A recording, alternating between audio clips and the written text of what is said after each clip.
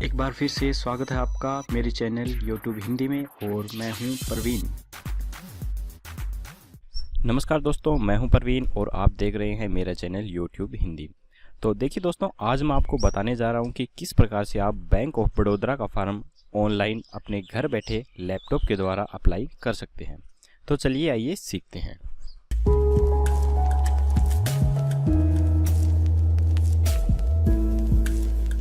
तो देखिए, आपको सबसे पहले जाना है अपने लैपटॉप के गूगल चार्म पे।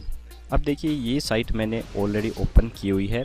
इस साइट की पूरी डिटेल मैंने नीचे डिस्क्रिप्शंस में दे दी है। आप वहाँ पे जाके इस साइट की पूरी डिटेल देख सकते हैं और इसको ओपन कर सकते हैं। तो चलिए, हमें करना क्या है। सबसे पहले हमें यहाँ पे क्लिक करना है, click here for new registration. उसके बाद देखिए, इस प्रकार से ये आपको स्क्रीन दिखाई देगी और आपको यहाँ नीचे जाना है और यहाँ कंटिन्यू पे क्लिक करना है। और हमें ये फॉर्म देखिए 5 पार्ट में अप्लाई करना है।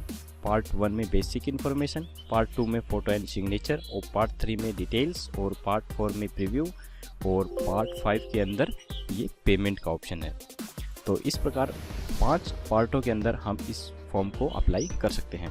तो चलिए, मैं आपको जल्दी बता देता हूं कि हमें करना क्या है। देखिए, यहाँ पे फर्स्ट नेम में हमें अपना नाम डालना है और यहाँ पे अपना नाम दोबारा से एंटर करना है। उसके बाद मिडिल नेम, अगर हम अपने नाम के बीच में कुछ यूज़ करते हैं तो वो यहाँ पे डाल सकते हैं। और कंफर्म मिडिल नेम, दोबारा से वही हमें दोबारा से मिडिल नेम अपना यहाँ कंफर्म करके डालना होगा। उसके बाद देखिए, लास्ट नेम, यानी कि हम अपने नाम के बाद क्या यूज़ करते हैं, और वही चीज़ यहाँ दोबारा से एक बार फिर से डालनी होगी। देखिए, अगर आप मिडिल नेम में कुछ भी प्रयोग नहीं करते हैं, कोई यूज़ नहीं करते हैं, तो आपको ज़रूरी नहीं डालना। ये डब्बा आप खाली छोड़ सकते हैं, इन दोनों डब्बों को। देखिए, यहाँ पे फुल नेम दिखा दिया है मेरा, प्रवीण कुमार। इस प्रकार से आपको ये डालना है। अब देखिए, यहाँ पे हमें मोबाइल नंबर में अपने मोबाइल नंबर डाल देने हैं और यहाँ पर कंफर्म मोबाइल नंबर में वही मोबाइल नंबर दोबारा से डाल देने हैं। अब अल्टरनेट मोबाइल नंबर, ये देखिए, ये वो नंबर होते हैं, हमने जैसे ऊपर कोई मोबाइल नंबर डाला है, उसके अलावा हमारे घर पे कोई दूसरा मोबाइल है तो उसके नंबर हम यहाँ पर डाल सकते हैं। उसके बाद देखिए, यहाँ पे हमें अपनी ईमेल आईडी डालनी है और यहाँ पे वो हमने ईमेल आईडी किस पे बना रखी है, जीमेल, हॉटमेल या याहू मेल, रेडिफ मेल, जिस पे भी, वो हमें सेलेक्ट कर देना है। और कन्फर्म ईमेल आईडी में हमें वो ईमेल आईडी दोबारा से यहाँ पर एंटर कर देनी है।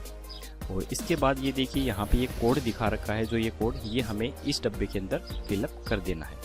इसके बाद हमें यहाँ पे क्लिक करना है सेव एंड नेक्स्ट पे, और यहाँ पे हमें कर देना है ओके। अब देखिए दोस्तों, यहाँ पे इसने दिखा दिया है कि हमारा रजिस्ट्रेशन नंबर ये है और हमारे पासवर्ड हैं वो यहाँ पे शो कर दिए हैं। ये दोनों चीज़ यहाँ पे शो कर दी हैं। इस चीज़ का कंफर्मेशन हमें अपनी ईमेल आईडी पर भी मिल जाता है और हमारे मोबाइल नंबर पर भी आ जाता है। इसके बाद देखिए, अब हमें अपने यहाँ पर फ़ोटो अपलोड करनी है और यहाँ नीचे अपने सिग्नेचर अपलोड करने हैं। तो सबसे पहले मैं यहाँ चूज़ फाइल पे करके फ़ोटो अपलोड करता हूँ। तो देखिए, यहाँ पे ये मेरी फ़ोटो है, मैं इसको यहाँ पे सेलेक्ट करता हूँ और इसको यहाँ से ओपन कर देता हूँ। तो यहाँ पे मेरी फ़ोटो शो कर देगा। देखिए, यहाँ पे इसने मेरी फ़ोटो शो कर दी है। देखिए दोस्तों, अगर आपको मालूम नहीं है कि किस प्रकार से फ़ोटो का साइज़ कम या ज़्यादा किया जाता है, तो मैंने अपनी दूसरी वीडियो जिसमें ये बता रखा है कि किस प्रकार से फ़ोटो का साइज़ कम ज़्यादा किया जाता है, उसका लिंक नीचे डिस्क्रिप्शंस में दे दिया है। आप वहाँ पर क्लिक करके वो वीडियो देख सकते हैं और सीख सकते हैं कि किस प्रकार से फ़ोटो का साइज़ कम ज़्यादा किया जाता है। या फिर आप इस स्क्रीन पे जो आपको राइट साइड कॉर्नर पे छोटा आई का निशान दिख रहा है, वहाँ पे क्लिक करके भी आप मेरी वो वीडियो देख सकते हैं। तो चलिए, अब हम यहाँ पे सिग्नेचर को सेलेक्ट कर लेते हैं। यहाँ से ये मैंने सिग्नेचर सेलेक्ट किया और इसे ओपन किया। अब देखिए, यहाँ नीचे इसने सिग्नेचर भी दिखा दी है। इसके बाद हमें क्लिक करना है यहाँ पर नेक्स्ट पे। देखिए, यहाँ पे ये तीसरा ऑप्शन खुल चुका है। अब आपको यहाँ पे अपनी पूरी डिटेल डालनी है। तो यहाँ पे आप कुछ भी सिलेक्ट कर सकते हैं जो आपकी कैटेगरी है। तो मैं यहाँ पे SC सेलेक्ट कर देता हूँ। और इसके बाद आपको देखिए, यहाँ पे पूछ रखा है कि are you a person with disability, यानी कि आप शारीरिक रूप से विकलांग हैं, तो आप यहाँ यस कर सकते हैं, अन्यथा इसे आप नो कर दीजिए। तो मैं यहाँ पे नो कर देता हूँ। देखिए, अगर आप शारीरिक रूप से विकलांग होते तो ही आप इन ऑप्शनों को भर सकते थे, क्योंकि ये ऑप्शन उन्हीं के लिए हैं जो शारीरिक रूप से विकलांग हैं। तो आप इन सभी ऑप्शनों को यहाँ तक छोड़ दीजिए और आप इस नेक्स्ट ऑप्शन पे आ जाइए, अगर आप शारीरिक रूप से विकलांग नहीं हैं तो देखिए, यहाँ पे इसने पूछ रखा है इसके अंदर, क्या आपकी फैमिली 1984 के दंगों में इफेक्ट हुई थी? तो अगर आपकी फैमिली के कोई मेंबर 1984 के दंगों में इफेक्ट हुए थे तो आप इसे यस कर सकते हैं, अन्यथा आप इसे नो ही रहने दीजिए। इसके बाद देखिए इस ऑप्शन पे इसने दिखा रखा है कि क्या आप जम्मू कश्मीर के वासी हैं। यदि आप वहाँ रहते थे तो ही यस कीजिए, अन्यथा आप इसे नो कर दीजिए।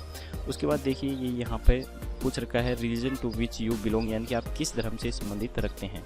तो यहाँ पे मैं कर देता हूँ हिंदू। इसके बाद आर यू एक्स सर्विसमैन, यदि आप एक्स सर्विसमैन रहे हुए हैं किसी चीज़ के अंदर तो आप यस कर सकते हैं, अन्यथा आप इसे नो कर दीजिए। इसके बाद देखिए पीरियड ऑफ सर्विस मंथ, यानी कि आप अगर एक्स सर्विसमैन यस करते तो आप इस ऑप्शन को फिलअप कर सकते थे, अन्यथा आप इस ऑप्शन को फिलअप करने की आपको ज़रूरत नहीं है। इसके बाद देखिए इस ऑप्शन में पूछ रखा है कि अगर आपका कोई और धर्म है तो आप इसे यहाँ पे यस कर सकते हैं, अन्यथा आप इसे नो कर दीजिए। तो मेरा कोई अन्य धर्म नहीं है, मैं हिंदू धर्म से ही संबंधित रखता हूँ, इसलिए यहाँ पे नो कर देता हूँ।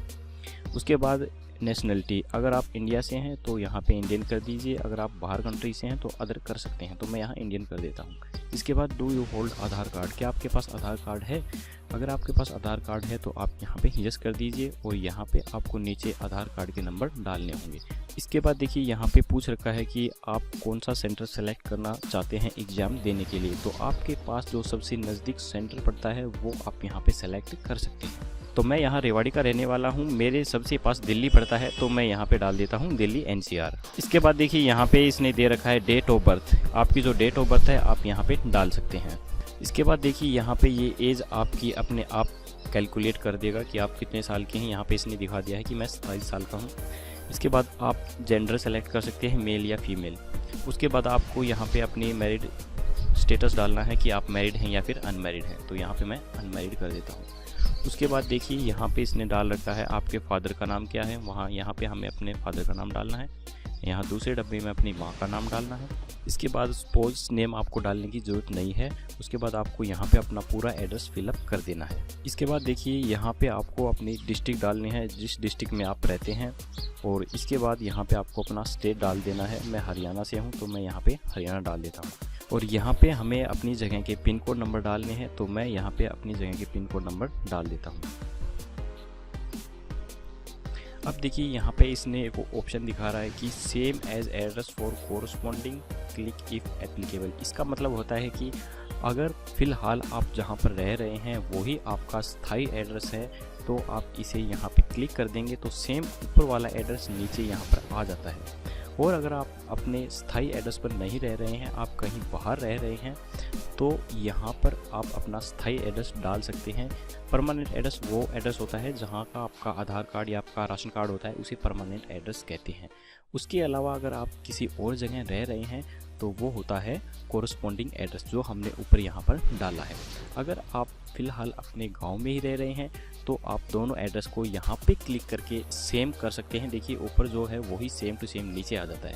इसके बाद देखिए अमाउंट 100 रुपये, ये इसने यहाँ इस फॉर्म की फ़ीस दिखा दी है कि इस फॉर्म को अगर आप अप्लाई करेंगे तो आपको 100 रुपये चार्ज देने होंगे। तो यहाँ पे ये इसने ऑटोमेटिक दिखा दी है। तो इसके बाद हमें क्लिक करना है वैलिडेट योर डिटेल पे। देखिए इसका मतलब क्या होता है वैलिडेट योर डिटेल। इसका मतलब होता है कि ये आपके द्वारा भरी गई सभी इन्फॉर्मेशन को चेक करता है कि क्या आपने सभी वो इन्फॉर्मेशन फिलअप कर दी हैं जो इस फॉर्म के अंदर ज़रूरी मांगी गई हैं। अगर आपने सभी इन्फॉर्मेशन डाल दी हैं तो यहाँ पे इस प्रकार से SMS दिखा देगा वेरीफाई सक्सेसफुल। और अगर आपने सभी इन्फॉर्मेशन नहीं डाली हैं तो ये यहाँ पे वेरीफाई सक्सेसफुल नहीं दिखाएगा, बल्कि आपको ये शो करेगा कि आपने ये इन्फॉर्मेशन नहीं डाली है, इस इन्फॉर्मेशन को आप डालिए, उसी के बाद आपका फॉर्म सबमिट होगा। तो इसके बाद मैंने सभी यहाँ पे इन्फॉर्मेशन डाल दी हैं, तो यहाँ पे आपको क्लिक करना है ओके, और इसके बाद आपको क्लिक करना है सेव एंड नेक्स्ट पे। अब देखिए यहाँ पे हमें डालनी है अपनी क्वालिफिकेशन, यानी कि हमने जो एजुकेशन क्वालिफिकेशन पास की हुई हैं वो सभी हमें यहाँ पे फिलअप करनी है।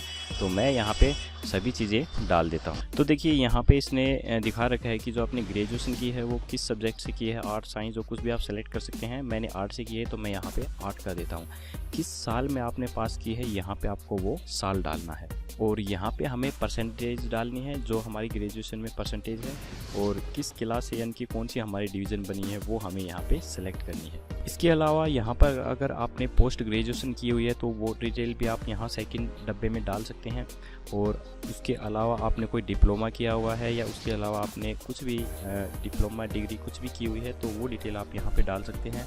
ये डिटेल डालनी दोस्तों नीचे कोई खास ज़रूरी नहीं है, ग्रेजुएशन डालना ज़्यादा ज़रूरी है क्योंकि ये फॉर्म ग्रेजुएशन बेस का है तो ये डालना इंपॉर्टेंट है। तो नीचे अगर आपने कुछ चीज़ें फिलअप करनी है तो आप कर भी सकते हैं, वरना कोई ज़्यादा ज़रूरी नहीं है। इसके बाद देखिए दोस्तों, यहाँ पर इसने दिखा रखा है post qualification work experience detail. यदि आपने किसी बैंक में पहले काम किया हुआ है तो आप इसे यहाँ पे यस कर सकते हैं, अन्यथा आप इसे यहाँ पर नो कर दीजिए। उसके बाद आपको यहाँ पे लैंग्वेज सेलेक्ट करनी है, हिंदी और इंग्लिश आप सेलेक्ट कर सकते हैं। इसके अलावा अगर आपको कोई भाषा आती है तो वो भी यहाँ पर आप सेलेक्ट कर सकते हैं। इसके बाद हमें क्लिक करना है वैलिडेट योर डिटेल। तो जैसे ही हम वैलिडेट योर डिटेल पे क्लिक करेंगे, यहाँ पे इसने देखिए ये लाल ऑप्शन दिखा दिया है, तो इसका मतलब है कि कुछ चीज़ यहाँ पर रह गई हैं जो भरना ज़रूरी है। तो हम देखते हैं क्या चीज़ रह गई है। देखिए यहाँ पे इसने दिखा दिया है कि अगर आप जनरल ओबीसी कैटेगरी से हैं तो आपके ग्रेजुएशन में 55% मार्क ज़रूरी हैं, और अगर आप एससी कैंडिडेट हैं तो आपके 50% मार्क ग्रेजुएशन में होना ज़रूरी है, तभी आप इस फॉर्म को अप्लाई कर सकते हैं, अन्यथा आप इस फॉर्म को अप्लाई नहीं कर पाएंगे। तो मैं फ़िलहाल इस फॉर्म को आपको भरकर दिखा रहा हूं, तो मैं यहां पे अपने परसेंटेज 50% कर देता हूं। तो इसके बाद ये देखिए यहाँ पे ये निशान चला गया है और आपको दोबारा से क्लिक करना है वैलिडेट योर डिटेल पे। अब देखिए यहाँ पे इसने दिखा दिया है कि हाँ आपने सभी इन्फॉर्मेशन सही डाल दी है। उसके बाद आपको यहाँ पे क्लिक करना है ओके पे, और इसके बाद आपको क्लिक करना है सेव एंड नेक्स्ट पे। अब देखिए यहाँ पे इस फॉर्म का प्रीव्यू दिखा दिया है। प्रीव्यू का मतलब वो होता है कि जो भी डिटेल हमने फ़िलहाल फिलअप करी है वो सारी डिटेल यहाँ पे दिखा देता है कि क्या क्या चीज़ हमने डाली है, क्या क्या चीज़ नहीं डाली है, वो सभी यहाँ पे दिखा देता है। तो आप यहाँ पे चेक कर सकते हैं कि क्या क्या चीज़ हमने अपनी डाली हैं और क्या चीज़ हमसे छूट गई हैं। तो यहाँ पे हम उन चीज़ों को दोबारा से एडिट करके फिलअप कर सकते हैं। तो मैंने फ़िलहाल ये पूरा फॉर्म भर दिया है देखिए यहाँ पर, और इसके बाद हमें क्लिक करना है एग्री पे, और उसके बाद हमें यहाँ क्लिक करना है फाइनल एंड सबमिट पे। तो फिलहाल आप एक बार इस पूरे फॉर्म को चेक कर लीजिए कि हाँ आपके द्वारा भरी गई सभी इन्फॉर्मेशन ठीक है, कोई इन्फॉर्मेशन गलत तो नहीं है। उसके बाद आप यहाँ पे क्लिक कीजिए ओके पे। अब देखिए यहाँ पे इसने यहाँ 100 रुपये अमाउंट दिखा दिया है। तो एससी के लिए यहाँ 100 रुपये अमाउंट है, और जनरल ओबीसी के लिए आप इस फॉर्म की डिटेल में दे सकते हैं कि क्या फ़ीस है इसमें मांग रखी है। उसका लिंक मैंने नीचे डिस्क्रिप्शंस में दे रखा है, पूरी डिटेल आप वहाँ नीचे डिस्क्रिप्शंस में जाके देख सकते हैं। तो यहाँ पे हमें फिलअप करना है ये कोड, ये जो कोड यहाँ पे दिखा रखा है ये कोड हमें इस डब्बे में फिलअप कर देना है, और उसके बाद हमें क्लिक करना है सबमिट पे, और यहाँ पे क्लिक कर देना है ओके। तो यहाँ पे देखिए इसने ये ऑप्शन दिखा दिया है कि किस प्रकार से आप अपनी फ़ीस यहाँ पे जमा करवा सकते हैं। क्रेडिट के द्वारा करा सकते हैं आप, डेबिट के द्वारा भी करवा सकते हैं, डेबिट प्लस एटीएम पिन के द्वारा भी करवा सकते हैं, इंटरनेट बैंकिंग, कैश वॉलेट के द्वारा और IMPS के द्वारा। तो फिलहाल मैं यहाँ पे इंटरनेट बैंकिंग के द्वारा आपको करके दिखाता हूँ। देखिए स्टेट बैंक ऑफ इंडिया के अंदर मेरा अकाउंट है, यहाँ पे मैं इसको सेलेक्ट करूँगा और मेक पेमेंट करके आपको दिखाता हूँ। ये देखिए मैंने मेक पेमेंट का ऑप्शन किया, और यहाँ पे देखिए यूज़र नेम और पासवर्ड मांग रहा है। तो आपने अगर ऑनलाइन बैंकिंग की हुई है तो आप अपना यूज़र नेम पासवर्ड डाल के यहाँ पे फ़ीस पे कर सकते हैं और इस फॉर्म को अप्लाई कर सकते हैं। तो देखिए दोस्तों, मैं इस फॉर्म को अप्लाई नहीं करना चाहता हूँ, मैंने सिर्फ एग्जाम्पल के तौर पे ये फॉर्म आपको भर के दिखाया है, इसलिए मैं इस फॉर्म की फीस पेड नहीं कर रहा हूँ। तो फिलहाल मैं इसको यहाँ पे बंद कर देता हूँ। तो देखिए दोस्तों, जैसे ही आप इस फॉर्म की फीस पेड कर देंगे ऑनलाइन बैंकिंग के द्वारा, तो ऑटोमेटिक आपके पास PDF फॉर्मेट में इस फॉर्म का प्रिंट आ जाएगा।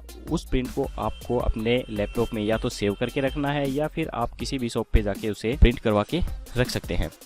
तो मुझे आशा है दोस्तों कि मेरे द्वारा बनाई गई ये वीडियो आपको काफ़ी अच्छी लगी होगी। तो प्लीज़ इस वीडियो को एक लाइक करना बिल्कुल मत भूलिए, और अगर आपने मेरा चैनल अभी तक सब्सक्राइब नहीं किया है तो प्लीज़ मेरे चैनल को आप सब्सक्राइब कर सकते हैं, क्योंकि मैं ऐसी अच्छी वीडियो आपके लिए लेकर आता रहता हूँ। तो इसलिए आप मेरे चैनल को ज़रूर सब्सक्राइब कर लीजिए।